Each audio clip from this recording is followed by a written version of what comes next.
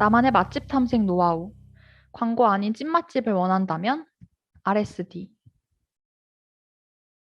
매번 식사 장소 고르기 어려우시죠? 메뉴 선정도 은근한 골칫거리입니다. 음식점을 검색할 때 어떤 SNS를 주로 이용하시나요? 저희가 진행한 설문조사 결과 약 80%가 인스타그램을 사용한다고 응답했습니다. 하지만 인스타그램에 검색하여 원하는 결과를 얻을 수 있다는 기대와 달리 광고성 게시물로 인해 이용자의 니즈가 방해받고 광고 여부를 직접 시간을 투자하여 판단해야 하는 불편함이 있습니다. 기존에 존재하는 맛집 추천 서비스는 관심 지역 및 좋아하는 음식과 테마만을 토대로 추천해 줍니다. 하지만 실제로 식당을 선정하는 데 있어서 고려하는 사항들은 음식 종류 외에도 가게의 인테리어나 채식, 육식 등 다양한 요소가 있습니다. 또한 맛집을 검색할 때 사람들이 직접 방문하고 올린 게시글이 아닌 광고 게시글이 우선적으로 보여지기 때문에 실제로 방문한 사람들의 순수한 리뷰를 확인하기 어렵습니다. 따라서 저희는 앞에서 언급한 문제점들을 개선하기 위해 개인 취향 기반의 음식점 추천 시스템과 광고가 아닌 순수한 리뷰를 제공하는 RSD를 제안합니다. RSD의 취향을 등록하면 사용자에게 최적화된 추천 결과가 화면에 보여집니다. 이때 초기에 입력하는 취향 정보 외에도 이후 사용자가 클릭한 가게의 특징을 반영하여 실시간으로 취향을 업데이트합니다. 사용자가 자신의 취향을 등록하는 요소는 음식 카테고리, 개인 음식 취향이며 클릭 이벤트를 통해 개인이 선호하는 식당 분위기에 대한 정보를 학습하게 됩니다. RSD의 음식점을 클릭하면 해당 음식점의 인스타그램 게시물을 확인할 수 있습니다. 이 게시물은 광고 게시글과 유사성이 낮은 게시물부터 정렬되어 있습니다. 뿐만 아니라 광고 게시글을 활용한 워드 클라우딩을 통해 가게의 대표 키워드를 한눈에 확인할 수 있습니다. 시연 영상을 보여드리기에 앞서 인스타그램 API 호출 제한과 프로젝트 기간을 고려하여 강남, 건대, 성수 세 지역으로 제한하였습니다. 또한 추천 시스템 모델로 활용한 강화 학습은 스스로 시행착오를 통해 학습하는 모델인 만큼 충분한 학습 과정이 필요합니다. 따라서 저희는 모델의 성능을 보이기 위해 가상의 페르소나를 설정하여 5만 번 학습한 모델을 사용하였습니다. 저희가 설정한 페르소나는 육류를 가장 좋아하며 해산물을 싫어하지 않고 아시안 음식을 가장 선호하는 인물입니다. 또한 저희는 광고성의 특징을 가진 리뷰를 스팸 리뷰라고 정의하였습니다. 이 시연 영상은 추천 시스템의 하나의 사례입니다. 추천 시스템의 성능을 확인하기 위해 주의 깊게 봐야 하는 항목들입니다. RSD에 들어가면 6개의 가게가 추천됩니다. 방금 전 양식당과 중식당을 클릭하였습니다. 이렇게 클릭 이벤트가 발생하면 모델은 업데이트되고 새로 고침으로 리스트 변화를 확인할 수 있습니다. 건대로 검색하여 건대에 있는 가게들 중 추천을 받아보겠습니다. 앞에서 중식당을 선택했기 때문에 현재 리스트에 중식당이 많이 보이는 것을 확인할 수 있습니다. 현재 선택지가 마음에 들지 않아 새로 고침을 누르면 그때 가게 특징에 마이너스 리워드를 주어 리스트가 바뀐 것을 확인할 수 있습니다. 이번에는 버거 가게를 선택했습니다. 그리고 성수로 검색해 보겠습니다. 앞선 선택의 영향으로 버거집이 상위에 등장하고 중식당은 보이지 않습니다. 한식집을 선택해 보겠습니다. 이번에는 강남으로 이동하겠습니다.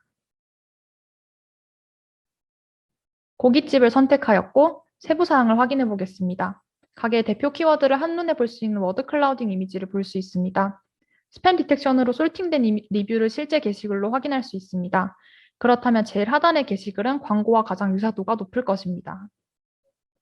모든 클릭 이벤트를 통한 업데이트 후 지역 선택 옵션을 없애게 되면 새로 업데이트된 리스트로 추천합니다. RSD를 구성하고 있는 각 태스크의 워크플로우입니다. 개인 취향에 맞춰 음식점을 추천해주는 RSD를 통해 사용자는 맛집 탐색 시간을 줄일 수 있습니다.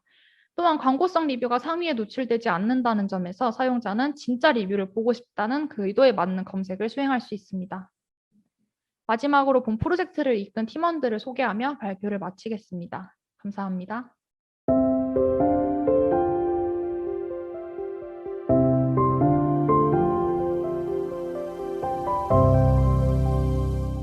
안녕하세요. ESL을 활용한 스마트 회진 관리 시스템 닥스헌트의 발표를 시작하도록 하겠습니다. 저희는 ESL을 활용하여 어떤 문제를 해결할 수 있을까 고민하던 중 병원에서 회진을 진행할 때 많은 환자들이 불편을 겪고 있음을 알게 되었습니다.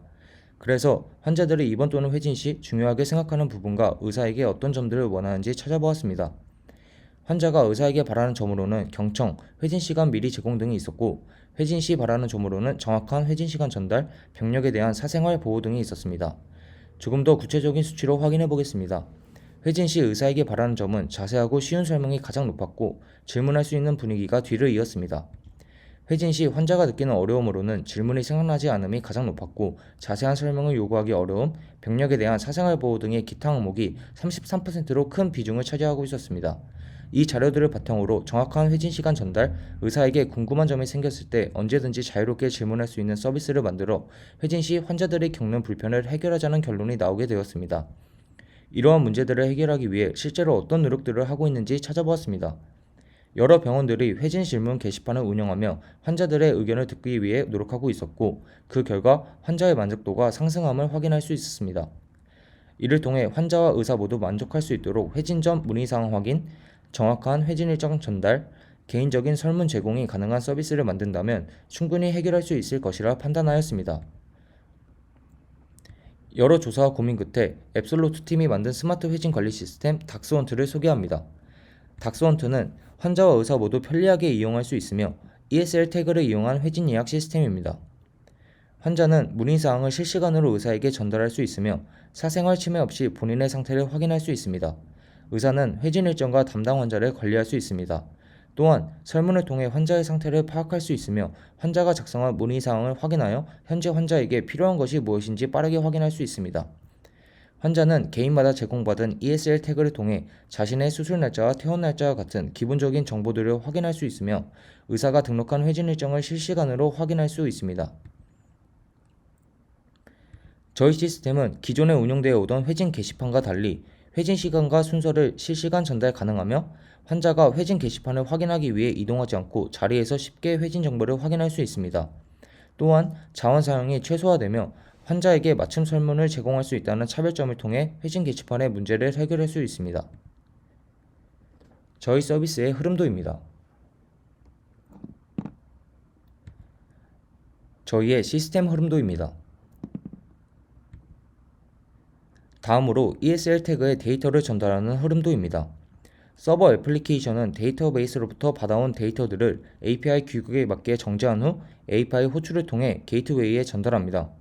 게이트웨이는 받은 데이터를 템플릿으로 전환한 후 지급이 통신을 통해 ESL 태그에 전달하고 최종적으로 ESL 태그 화면에 템플릿이 표시되게 됩니다. 다음으로 프로젝트 시연이 있겠습니다. 의사는 아이디 중복 확인, 의사 코드 검증을 거쳐 회원 가입을 진행할 수 있습니다.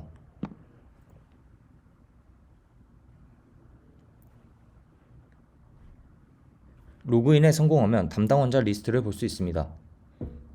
의사는 환자 등록 버튼을 클릭하여 환자를 등록할 수 있습니다. 환자 등록을 위해 환자 코드와 환자의 기본적인 정보들을 입력합니다.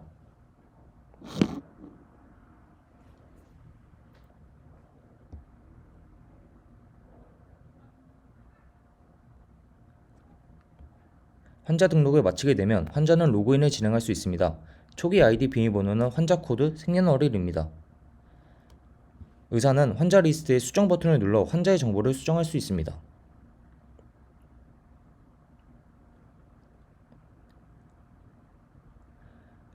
의사는 설문 페이지로 이동하여 회진 시에 사용할 설문들을 미리 등록할 수 있습니다.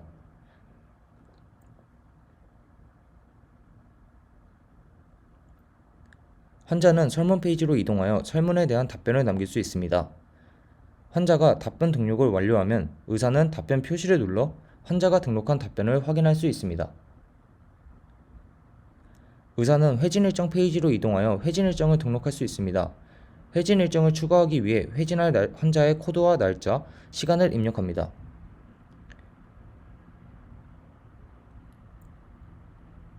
회진 일정을 추가하면 환자 메인 페이지에서 해당 환자의 회진 일정과 대기 순서를 확인할 수 있습니다.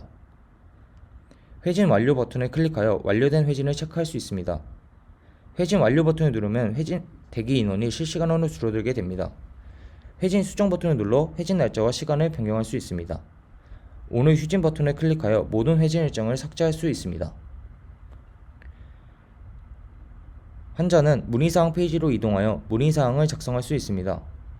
환자가 문의사항을 작성하면 의사는 알림 표시를 눌러 환자가 작성한 문의사항을 확인할 수 있습니다. 의사가 문의사항을 읽을 경우 환자에게 읽음 표시가 나타나게 됩니다. 의사와 환자 모두 자신의 정보를 수정할 수 있습니다.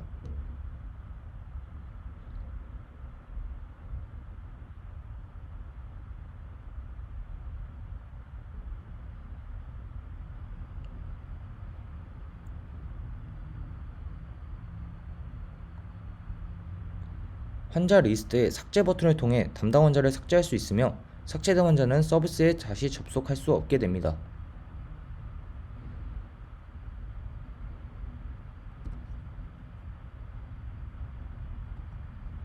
ESL 태그를 이용하여 환자의 간단한 정보와 회진 시간, 대기 순서를 확인할 수 있습니다.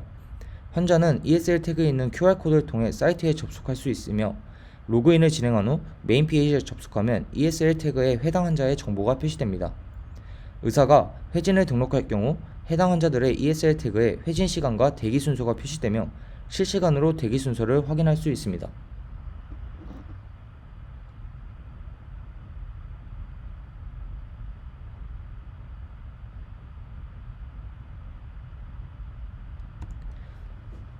이상으로 스마트 회진 관리 시스템 닥스헌트의 발표를 마치겠습니다.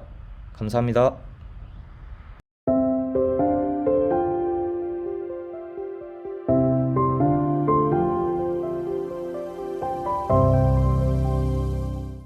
안녕하십니까. 저희는 캡스톤 디자인 경진대회에 반려견을 위한 질병진단 인공지능 챗봇을 주제로 참여한 24, 26 팀입니다.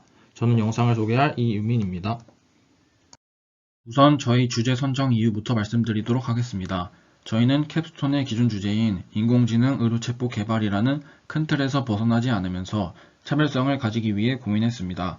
최근 기사에서도 알 수 있는 것처럼 반려동물 시장은 점점 커지고 있어 반려인이 정확한 의료 정보에 직접 접근할 수 있는 방법이 더 필요하다 느꼈습니다. 따라서 이미 만들어진 사람을 위한 진료 챗봇을 발전시키기보단 증상 기반으로 반려동물 질병을 진단해주는 챗봇이 더욱 의미 있을 것 같아 해당 주제를 선정하게 되었습니다.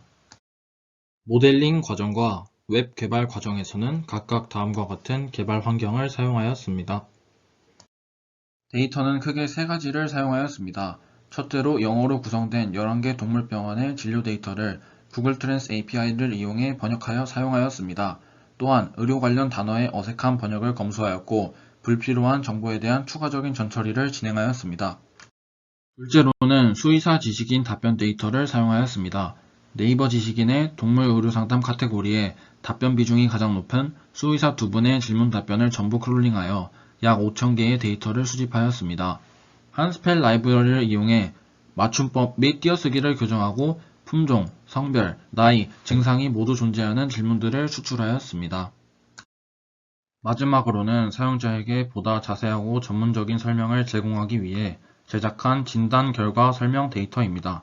건국대 동물병원과 같은 전문기관에서 제공하는 정보를 참고하여 분류된 ICD 카테고리에 대한 기본 설명을 제공하였습니다.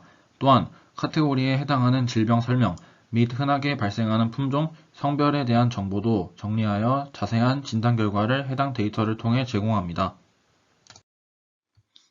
전반적인 챗봇 서비스의 플로우에 대해 설명드리겠습니다. 품종, 나이, 성별, 증상을 순서대로 입력받습니다. 각각의 입력값이 DB에 존재하지 않는 경우 등에 대해서 예외 처리를 진행했습니다. 처리한 결과를 바탕으로 최종 진단 결과를 예측하고 사용자에게 자세한 결과를 출력합니다. 사용자가 입력한 증상이 DB에 존재하지 않는 경우 진행하는 유사도 검사에 대해 조금 더 설명드리겠습니다. 사용자의 입력을 S버튼을 이용하여 인코딩을 한 후 DB 내의 모든 증상과 코사인 유사도를 기반으로 한 유사도 검사를 진행합니다. 예시처럼 소변에 피가 섞여 나왔어요를 입력으로 받게 되면 유사도 검사를 통해 소변 내 이물질, 혈뇨, 질 분비물, 소변 검사 등의 비슷한 증상이 출력되는 것을 볼 수 있습니다. 챗봇을 통한 진단 중 핵심인 분류 모델을 선정하기 위해 AutoML 기법인 파이캐럿을 사용하여 총 14개의 분류 모델에 대해 성능을 평가하였습니다. 리치 분류 모델은 정확도, 정밀도, F1 스코어 등 총 6개의 성능 지표에서 가장 우수한 성능을 보여 분류 모델로 선정하였습니다. 선정한 리치 모델에 대해 추가적으로 테스트 데이터를 이용한 성능 평가를 진행했습니다. 6개의 지표에서 모두 99% 이상의 스코어를 보여 분류에 있어서 검증 데이터로 테스트했을 때보다도 더 뛰어난 성능을 보였습니다. 마지막으로 만든 모델과 DB를 웹 서비스로 구현한 과정에 대해 설명드리겠습니다. 프론트엔드는 HTML, CSS, JS로 구현하였고 백엔드 및 서버는 플라스크로 구현하였습니다. 챗봇 서비스의 핵심인 봇과 사용자와의 대화 형식은 JS 내의 AJAX를 사용해 플라스크 서버와 통신하여 예외 처리된 사용자 인풋을 보내고 반환을 받는 식으로 구현했습니다. 최종적으로 구현된 서비스는 파이썬 애니웨어를 통해 호스팅을 성공하였습니다. 추후 발전 방향으로는 크게 3가지를 구상 중입니다. 첫째로 질병의 구체화를 위해 추가적인 데이터를 수집하고자 합니다. 기존 데이터에 대해선 분류, 유사도 검사 성능은 우수하지만 데이터 자체가 질병에 대해 구체적이지 못하다 보니 매 경우마다 질병에 대해 구체적인 정보를 제공하기에는 어려움이 있었습니다.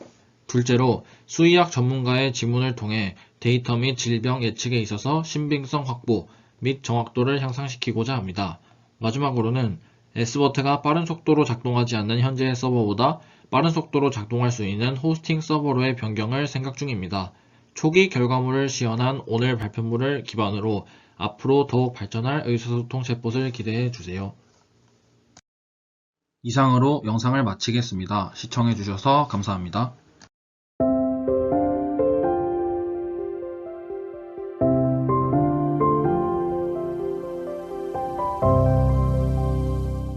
시연 영상입니다. 지역별 미세먼지 농도를 먼저 확인해 보도록 하겠습니다. 화양동과 군자동 미세먼지를 검색해 보도록 하겠습니다.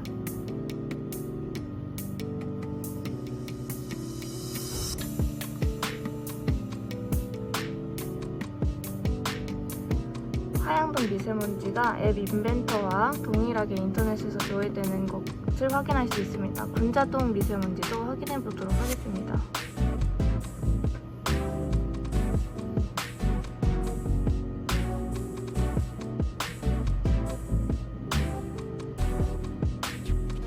군자동 미세먼지 역시 동일하게 조회되는 것을 확인할 수 있습니다.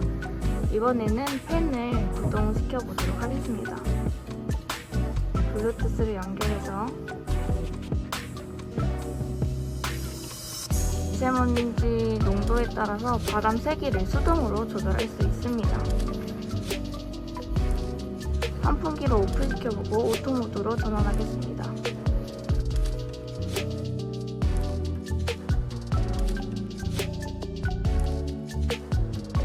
펜이 구동되는 것을 확인할 수 있고 셔터가 90도로 오픈되는 것을 확인할 수 있습니다.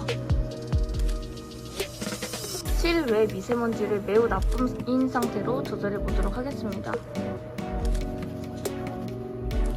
휴지를 이용해 미세먼지 농도를 높게 조절해 주면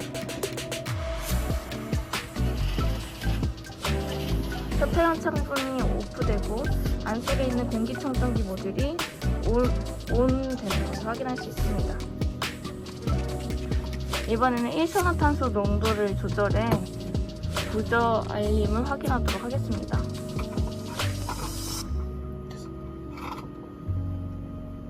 일산화탄소가 높아지면 부저 알림이 울리는 것을 확인할 수 있습니다. 부저 알림과 동시에 환풍팬과 셔터가 오픈되고 실내 일산화탄소 농도가 낮아질 때까지 기다리면 팬이 오프되는 것을 확인할 수 있습니다. 일산화탄소 농도가 낮아질 때까지 기다려 보도록 하겠습니다.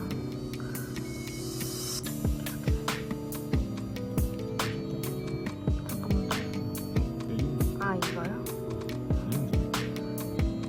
일산화탄소 농도가 낮아지고 있는 것을 확인할 수 있습니다.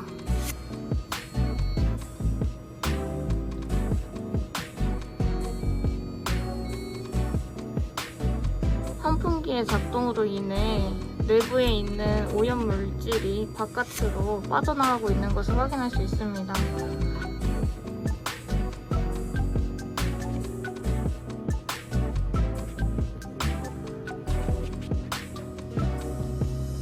내부 공기질 상태에 따라서 LED 점등 상태도 달라지는 것을 확인할 수 있습니다.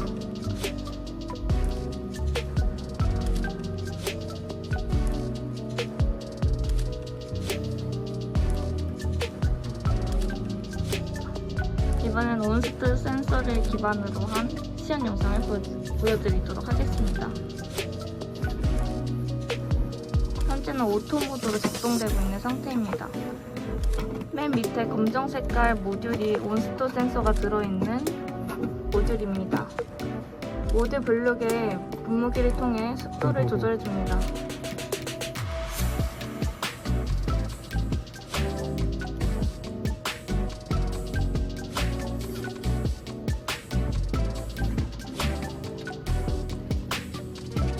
습도가 79%에서 81%로 오르고 있는 것을 확인할 수 있습니다. 계속 높아지고 있음을 확인할 수 있습니다. 잠깐만요. 끊어줘. 네, 실내 내부를 분무기를 통해 습도를 높여줍니다. 현재 분무기를 이미 뿌린 상태여서 99%의 습도가 측정되는 것을 확인할 수 있습니다. 현재 불쾌 지수는 67.36입니다. 온도와 같이 올라가면 불쾌 지수는 더 올라가는 것을 확인할 수 있습니다. 온도를 입김을 통해 임시로 올리도록 하겠습니다.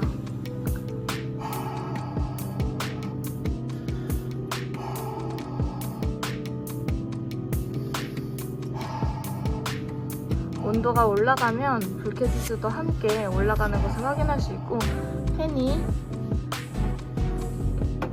돌아가는 것을 확인할 수 있습니다. 불쾌 지수가 올라가면 팬과 셔터가 함께 작동됩니다.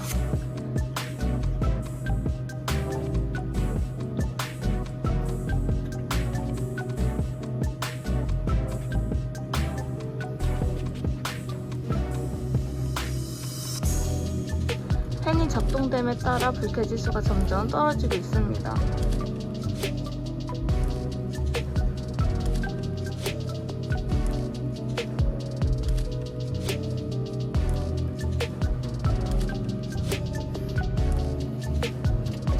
안전 범위 안에 접어들면 팬 구동을 멈추고 여기서 실시연 영상을 마치도록 하겠습니다.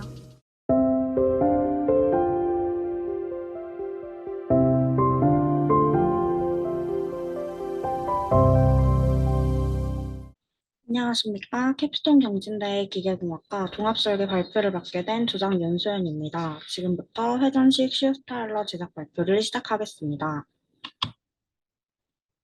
사례는 다음과 같습니다. 프로젝트 아이디어 구상 및 제작 과정, 시행착오 및 극복 과정, 이후 발전 가능 방향을 발표 후 시연하겠습니다.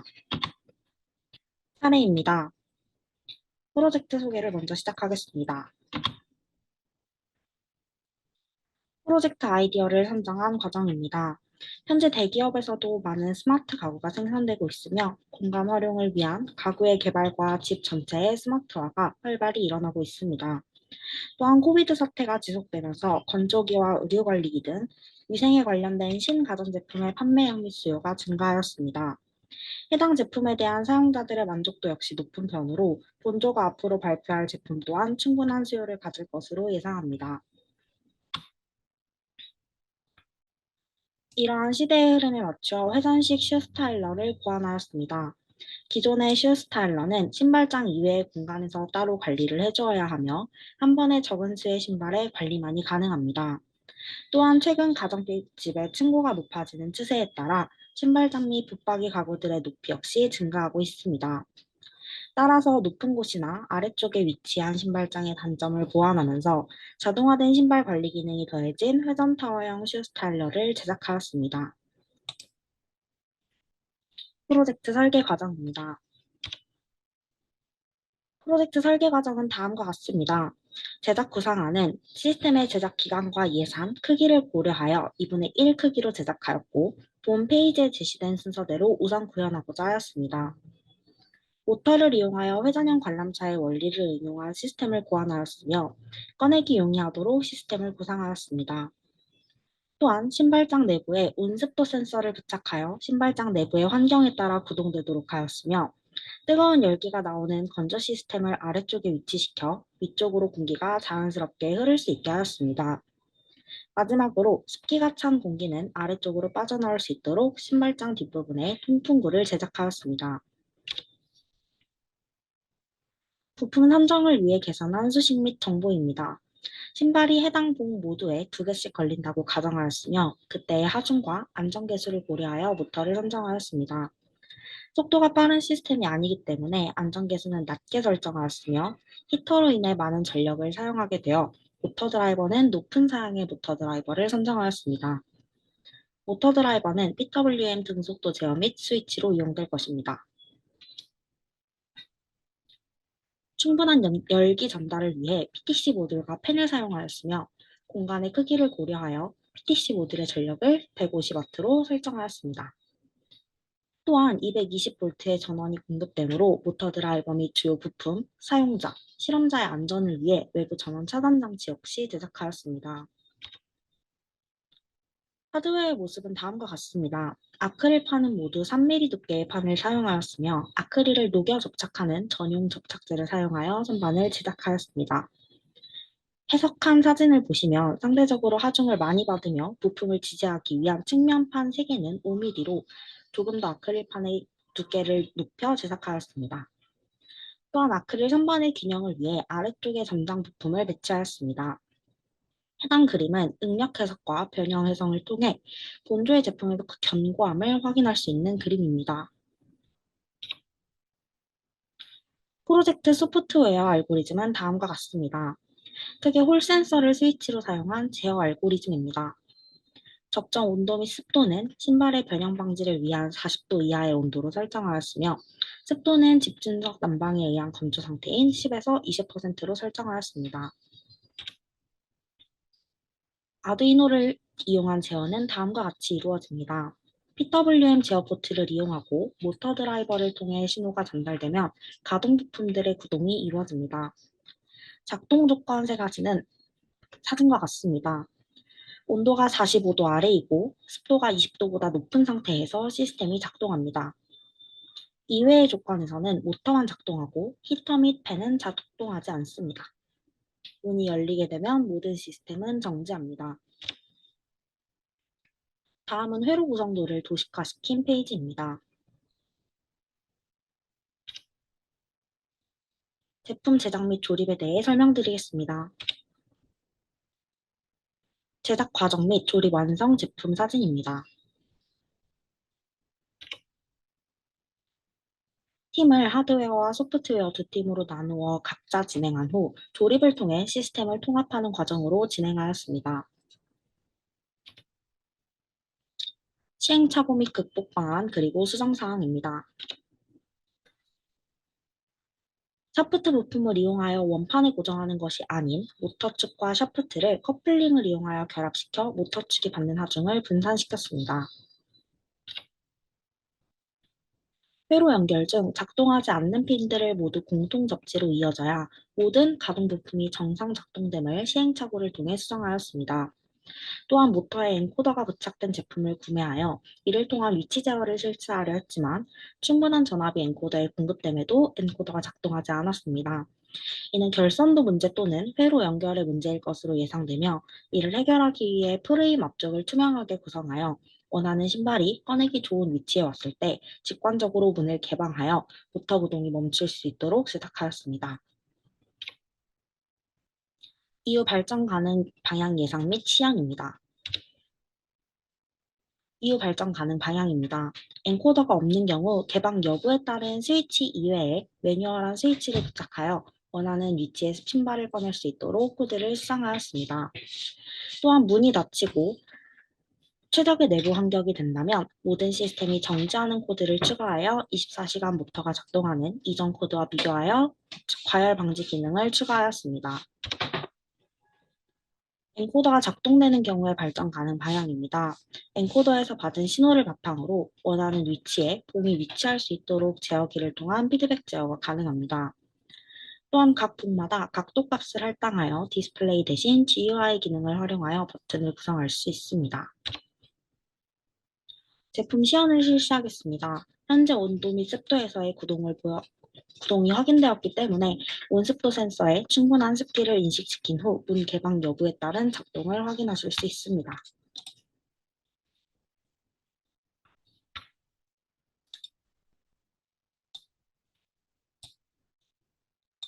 문이 닫히면 불이 들어옴과 동시에 모터가 구동되는 모습을 확인하실 수 있고, 문이 열리면 시스템은 정지합니다. 마찬가지로 문이 닫혔을 때는 안쪽의 팬과 PTC 모듈이 켜지는 모습을 확인하실 수 있고, 다시 문이 열리게 되면 모든 시스템은 정지합니다. 이상으로 발표를 모두 마치겠습니다. 감사합니다.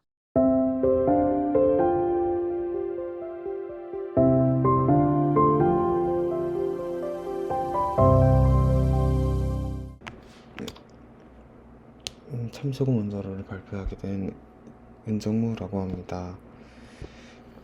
저희 원저는 참고 논문 해당 그림과 같은 참고 논문을 활용하여 모델을 구현하였고, 이 과제의 핵심인 TRU를 연료로 사용하기 위해 논문에 나와 있는 TRU 조성표를 보고 TRU를 구성하였습니다. 해당 모델은 저희가 설계한 모델입니다. 그 전에 보시던 원자로와 다르게 직사각형으로 모델을 구성하였으며 SMR 사이즈에 맞게 전부 센티미터 단위로 단위를 변환하여 모델을 구현하였습니다. 해당 아래 부분은 모델의 원소들의 농도입니다. 조성입니다. TRU 조성은 아까 같은 조성표와 같이 TRU를 구성하였고, 그리고 하스텔로이라는 금속은 인터넷에 찾아보아 조성을 이런 구성으로 짰습니다. 연료 구성 조건입니다. 연료는 논문에서 이 세 가지 핵종들에 대해 연료를 구성하라고 나와 있습니다. 정확한 수치가 정해지지 않았기 때문에 3년 이상의 주기를 가질 수 있고, K값이 1에서 1.3 사이의 값을 갖고, 논문에서 언급한 내용은 불알리튬 농도가 70%에서 80%인 값들에 대해서만 언급을 하였기 때문에 똑같이 70%에서 80% 값을 2.5% 간격씩 변화를 주면서 TRU 값이 가장 많이 떨어지는 것을 연료로 사용하고자 했습니다. 연료 해당 결과를 보시면은 불알리튬이 80%일 때 가장 K값이 덜 떨어지는 것을 확인할 수 있었습니다.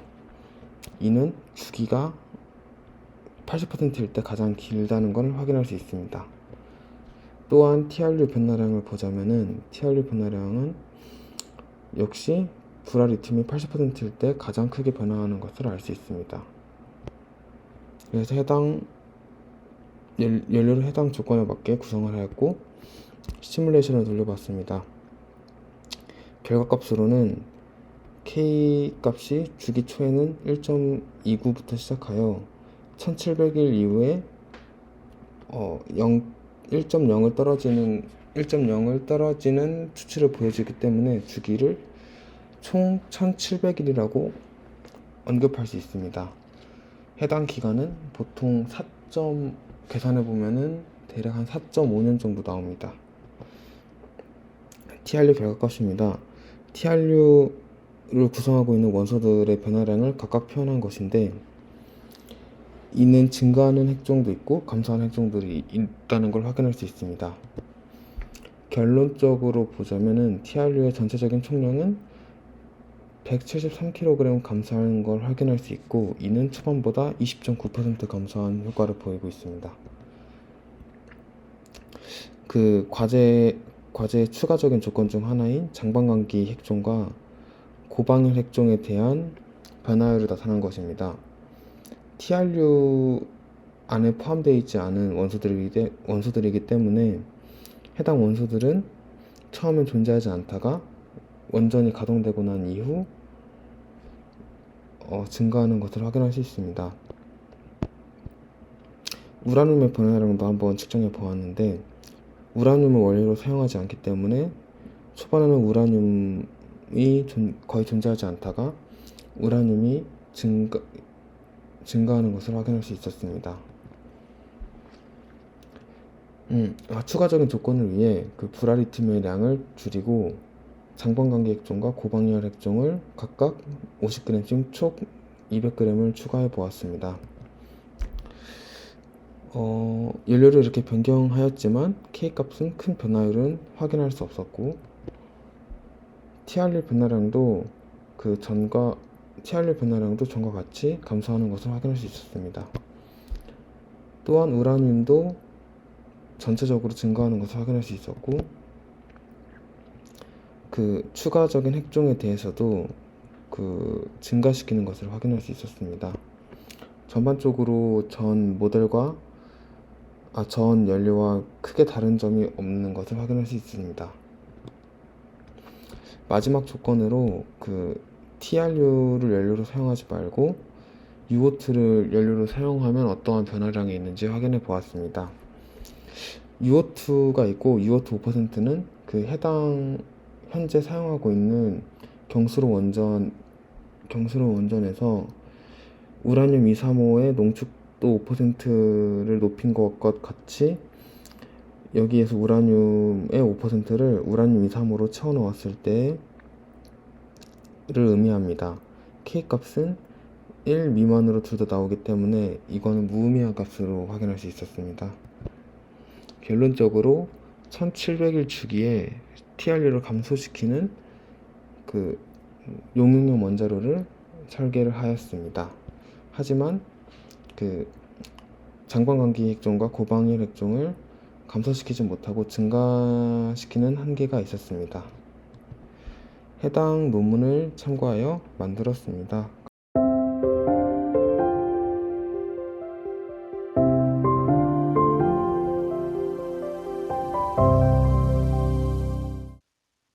안녕하십니까. 세종대학교 항공우주공학과 애프터스쿨 조입니다. 캡스톤 디자인에서 진행했었던 리플렉트 어레이 안테나를 이용한 통신 중계 큐브 위성 레이나의 설계에 대해 발표를 진행하도록 하겠습니다. 크게 임무 설계, 데이터 분석, 정리 순으로 발표를 진행하도록 하겠습니다. 얼마 전 한국형 발사체 발사 소식을 들려왔습니다. 그리고 누리호를 타고 성능 검증 위성들이 임무를 위해 사출되었죠. 그렇다면 큐브 위성이란 무엇일까요? 먼저 큐브 위성이란 정육면체 크기로 규격한 초소형 인공위성을 말합니다. 기본 단위는 가로, 세로 높이 모두 10cm인 원유입니다. 프로젝트는 공통적으로 눈, 미드나잇, 태양동기 궤도를 따라 공전하는 3U 이하의 위성을 설계하는 것이고 팀별로 고도는 다르게 설정하였습니다. 여기 보이는 프로젝트 내 필수 고려사항들을 따라 설계를 진행하였습니다. 역할 분담은 보이는 표와 같으며 진행 과정에는 간트 차트를 이용하여 스케줄링을 하였습니다.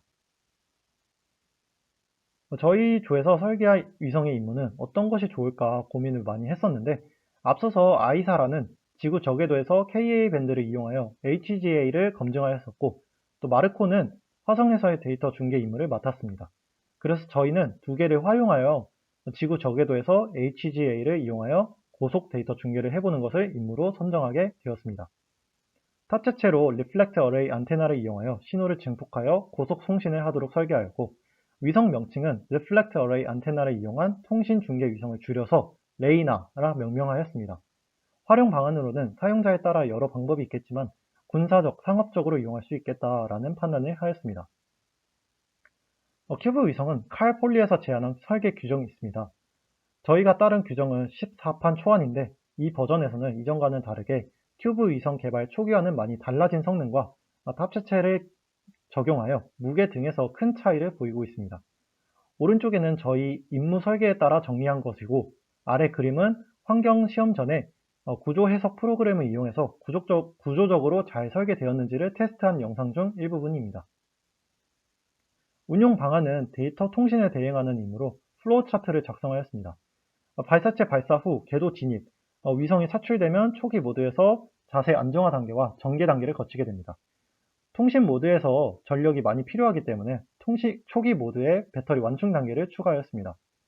대기 모드에서는 지상국 변경의 경우를 고려하여 통신 지상국과의 교류를 확인합니다. 이어서 임무 모드에서는 데이터 송신을 우선으로 자세 제어를 하고 차선으로 데이터 수신을 하도록 설정하였습니다. 배터리 잔량이나 서브 시스템을 진단하는 과정이 매 루트마다 실행되고 있고 문제 발생 시에는 안전 모드에 돌입하여 생존을 우선시하게 됩니다. 그리고 나서 다시 시스템 체크를 하고 다시 대기 모드 및 임무 모드에 이용되게 됩니다. 시스템 하드웨어와 OBC가 각각 사용하는 통신을 나타낸 데이터 인터페이스입니다. 주로 I2C 통신을 이용하며 그 외 SPI, UART, ADC 통신을 이용합니다. 시스템 블록 다이어그램은 전력계와 OBC 모듈과 시스템들 간의 연결 관계를 나타내고 전력과 데이터 이동이 어떻게 이루어지는지 쉽게 볼 수 있도록 작성하였습니다. 빨간 선은 전력, 검은 선은 데이터의 이동 경로입니다. STK라는 프로그램을 사용해 레이나의 궤도와 지상국의 좌표를 설정하여 레이나와 지상국 간의 통신 분석을 진행하였습니다. 지상국은 X밴드 송수신 안테나를 보유한 카이스트 인공위성 연구소와 극궤도 이용 시 교신이 용이한 남극 장보고 기지로 설정을 하였습니다.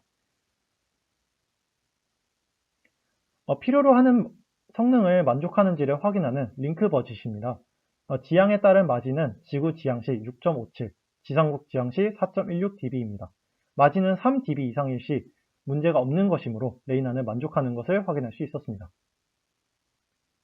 위성에 탑재되어 있는 태양 전지판의 방향과 궤도에 오른 위성의 자세에 따라 생산되는 전력량을 계산하고 또 이를 운용 모드별로 분석했으며 매틀랩을 이용해서 시뮬레이션을 돌려본 결과 모든 운영 모드에서 생산 전력이 소비 전력보다 많다는 것을 확인하였습니다. 매스 버짓도 마찬가지로 엑셀을 이용하여 정리해 보았습니다. 캡스톤 디자인 활동을 통해서 우선 큐브 위성 예비 설계에 활용되는 여러가지 툴을 익히고 관련 규정이나 기초 지식을 쌓을 수 있었습니다. 또한 팀 활동을 하면서 부족한 부분을 배우기도 하고 협업하는 능력을 배울 수 있었습니다. 마지막으로 직접 임무 설계가 타당한지 확인해 볼 수 있었던 좋은 경험이었습니다. 참고 문헌은 다음과 같습니다. 여기까지 애프터스쿨이었습니다. 감사합니다.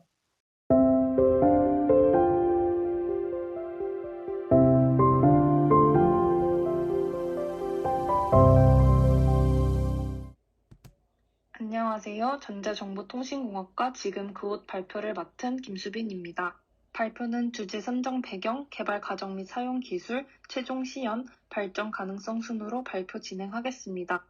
저희 조는 AI 모델을 활용한 코디 검색 및 연관된 코디를 제공하는 플랫폼을 만드는 것으로 프로젝트 진행을 하였습니다. 이 주제를 선정하게 된 배경과 기존에 존재하는 플랫폼 분석 내용에 대해 말씀드리겠습니다. 어떤 옷을 살지, 요즘 유행하는 스타일은 무엇인지, 또 가지고 있는 옷을 어떻게 코디할지 다들 고민해보셨을 겁니다. 한 설문조사 결과에 따르면 SNS에서 다른 사람의 코디를 참고하기 위해 검색을 해본 적이 있는 사람이 80%입니다. SNS에서 다른 사람의 코디를 검색하는 이유로는 다양한 사람들의 코디를 참고할 수 있고 비슷한 옷을 입은 다양한 코디 사진을 볼 수 있고 또 코디를 하는데 어려움을 겪고 있기 때문에 검색을 해본다고 합니다. 프로젝트 진행에 앞서 저희 조는 의류 플랫폼 이용의 주 고객층인 20대 남녀 83명에게 설문조사를 요청하였습니다. 그 결과 약 80% 이상의 참가자는 기존 의류 플랫폼 이용 시 원하는 사진을 바로 찾을 수 없고 코디와 무관한 사진이 많아 불편함을 겪었다고 응답하였습니다. 기존에 존재하는 대표적인 의류 플랫폼 3개를 직접 이용해본 결과 의류 판매에 초점이 맞춰진 플랫폼이다 보니 상품 자체에 사진이 많고 플랫폼에서 지정한 코디만 볼 수 있고 코디와 관련이 없는 사진이 많아 이용자들이 원하는 니즈를 충족시키기 어려웠습니다. 따라서 저희는 관련 있는 사진만 추출하고 간단한 검색만으로 다양한 코디를 제공하는 지금 그옷을 개발하였습니다. 다음으로 개발 과정과 개발에 사용된 기술에 대하여 말씀드리겠습니다. 우선 다양한 이미지 데이터를 수집하기 위해 인스타그램 해시태그 API를 사용하여 별도의 데이터베이스에 저장하였습니다. 우선 1차적으로 기존 플랫폼의 가장 큰 문제점인 코디의 일부만 나오거나 코디와 관련이 없는 사진을 전신 사진만으로 분류하는 작업을 진행하였습니다. 그 다음 분류된 전신 사진에서 상의와 하의를 나누어 상하의의 종류와 색상까지 분류했습니다. 의류의 상의 카테고리로 분류하기 위해 아마존의 세이지 메이커를 활용하여 모델을 생성하고 해당 모델로 상의 카테고리 라벨링을 진행하였습니다. 그 다음 딥패션2 데이터셋을 활용하여 RCNN 모델을 개발하고 라벨링된 사진을 이용하여 의류의 하위 카테고리로 나눠 분류했습니다. 의류의 색상은 K-민지 클러스터링 알고리즘을 통해 분류하였습니다. 그 결과 이미지 데이터들의 상하위 카테고리와 색상이 분류되었고 학습된 결과를 JSON 형식으로 데이터베이스에 저장하였습니다. 최종적으로 드롭다운 형식의 의류 세부 카테고리를 선택하면 관련 코디가 제공되도록 제작하였습니다. 최종 시연 영상입니다.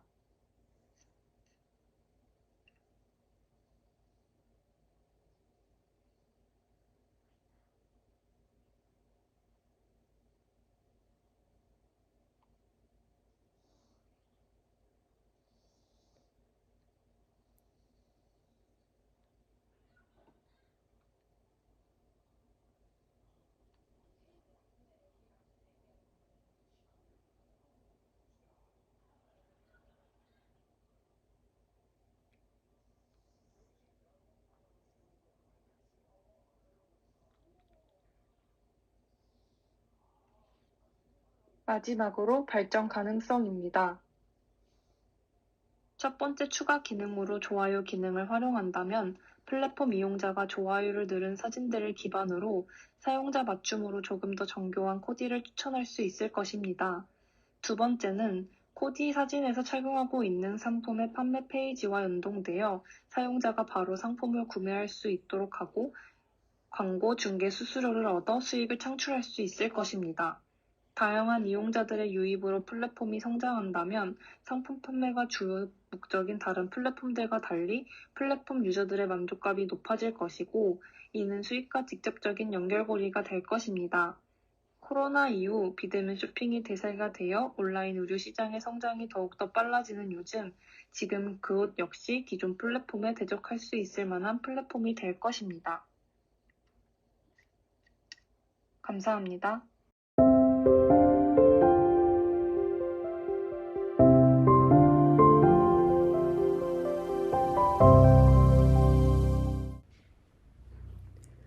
안녕하세요. 패션 디자인학과 2학년 한지선입니다. 캡스톤 디자인 작품 설명에 들어가기 앞서 진행 과정에 대해 소개해 보도록 하겠습니다. 럭셔리 브랜드 샤넬의 2017 SS 컬렉션에서 영감을 받아 컨셉을 사이버틱 퓨처리즘으로 선정한 것이 시작이었습니다. 저희가 초점을 둔 샤넬의 2017 SS 컬렉션은 메탈릭한 소재를 활용했다는 것을 특징으로 가지며 퓨처릭한 느낌을 담은 컬렉션입니다. 팀원들과 이와 어울리는 모티브들을 찾고 영감을 주는 이미지들을 수집했으며 같이 동대문을 가서 스와치 및 시장 조사를 하여 트렌드에 관해 공부하기도 했습니다. 그 후 컨셉과 어울리는 모티브들을 찾아보았고 식물 모티브로는 샤넬의 시그니처인 카멜리아로 선정했고 동물 모티브로는 화려한 공작 깃털 그리고 기악 모티브로는 테슬레이션으로 정했습니다. 선정한 컨셉과 어울리는 이미지 자료들을 찾고 이를 활용하여 이미지 보드를 제작했습니다. 저희는 퓨처리즘을 떠올릴 때 메탈릭한 것들을 떠올려 화이트나 실버 계열 위주로 작업하기도 하였고 사이버틱함이 돋보이는 네온 색상으로도 작업해 보았습니다. 후에 일러스트레이터 혹은 포토샵을 이용하여 선정한 모티브들을 담은 패턴을 제작하였고 순서대로 카멜리아, 공작 깃털, 테셀레이션을 모티브로 제작한 패턴들입니다. 최종으로 선정한 패턴 3가지를 바탕으로 스타일화를 그려보았습니다. 카멜리아를 모티브로 한 텍스타일은 면 원단에 출력되었으며 배경으로 테슬레이션 기법을 사용하여 단조로움을 피했습니다. 주요 모티브는 배경에서 분리되어 돋보이되 배경과 이질감이 없도록 톤온톤 배색을 이용했습니다. 두 번째로 선정한 모티브인 공작 깃털을 활용한 텍스타일은 추상적으로 만화경처럼 표현했고 다른 텍스타일에 비해 색상을 다양하게 썼습니다. 공작 깃털의 특징적인 요소를 따와서 재해석하여 제작한 작품으로 쉬품 원단에 출력했습니다. 마지막으로 기악 텍스타일은 실버 색상이 포인트가 되며 가장 직관적으로 사이버틱한 느낌을 내므로 광택이 있는 메탈릭한 소재에 출력하게 되었습니다. 반복되는 일그러진 십자가 모양과 그들의 틈 속에서 다이아몬드 형태를 둘 다 찾을 수 있는 재미를 준 작품입니다. 이러한 작업은 나중에 브랜드를 창업하여 패션 디자이너로서 옷을 제작하는 과정에 많은 도움이 될 것으로 기대가 됩니다. 실제로 텍스타일을 구상하는 단계에서부터 출력하는 단계까지 모든 과정을 직접 거쳐봤으니 나중에 패션 디자이너가 되어 옷을 디자인하고 이와 같은 과정이 필요할 때 스스로 결과물까지 잘 끌어낼 수 있게 되었습니다. 이상으로 소개를 마치도록 하겠습니다. 지금까지 들어주셔서 감사합니다.